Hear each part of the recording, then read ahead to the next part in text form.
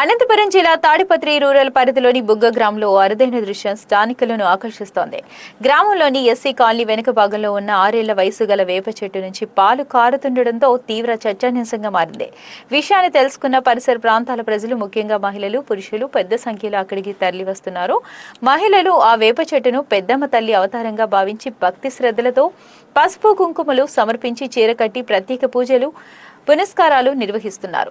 ఎన్నడూ లేని విధంగా చిన్న వేప చెట్టు నుంచి తెల్లటి ద్రవం కారుతుండటంతో ఆ ప్రాంతంలో ఆధ్యాత్మిక వాతావరణం నెలకొంది.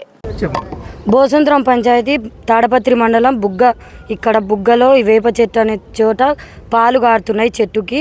అందుకే ప్రతి ఒక్కరు ఊరు నుండి వేరే ఊర్ల నుండి వచ్చి ఇక్కడ పూజలు చేస్తున్నారు, చీరలు కడుతున్నారు, బొట్టులు పెడుతున్నారు, గాజులు వేసి టెంకాయలు కొట్టి ఉదిగడ్లు ముట్టించి చేస్తున్నారు. ప్రతి ఒక్కరు చాలా మంది వస్తున్నారు.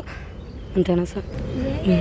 అందరూ వచ్చి చూసిపోతున్నారు. ప్రతి ఒక్కరు అమ్మవారు ఎల్లమ్మ తల్లి వెలిసిందని ఒక శబ్దం వచ్చి తెల్లారుజామున చెప్పిందంట. అందుకే అందరు వచ్చి వెలుస్తున్నారు, ఇక్కడ వచ్చి పూజలు చేస్తున్నారు.